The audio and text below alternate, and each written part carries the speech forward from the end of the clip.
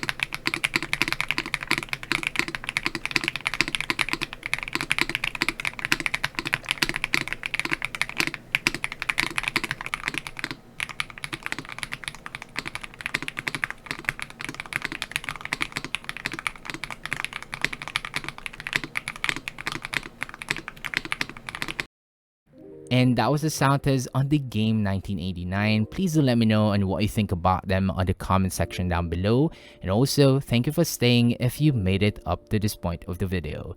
Let's now talk about my thoughts and opinion about the Switch.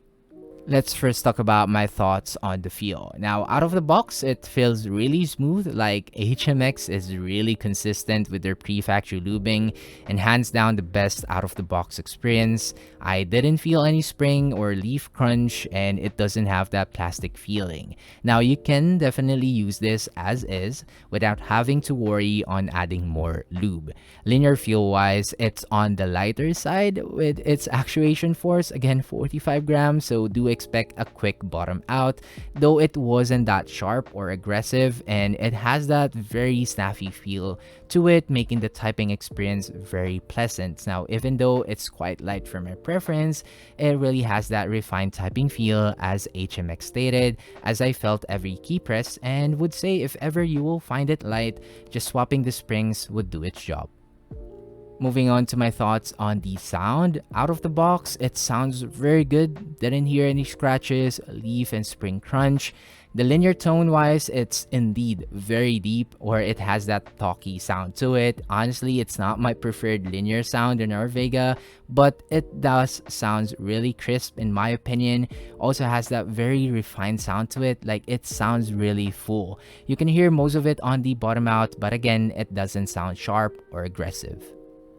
Overall, with their retro film series, I kinda wish this was a tactile Switch. Now, I would love to feel and hear their T5 stems on the and P4 bottom housing on a tactile Switch. And in my honest opinion, when releasing a Switch series, some variations would be nice rather than releasing all three as a linear Switch. Now, I'm not saying the Switches are bad and options are good for a Switch series, but yeah, a tactile would have been nicer.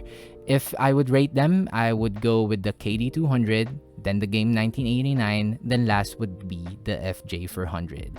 If ever, get one pack first to try them out, and if you like them, you can go from there. And that is it for the video, guys. I hope you all enjoyed the review, and I hope you find it helpful with the HMX switches. Now, if you do, please don't forget to like the video. You can share view once, and of course, subscribe for more. And I'll see you guys on the next sound test. Peace.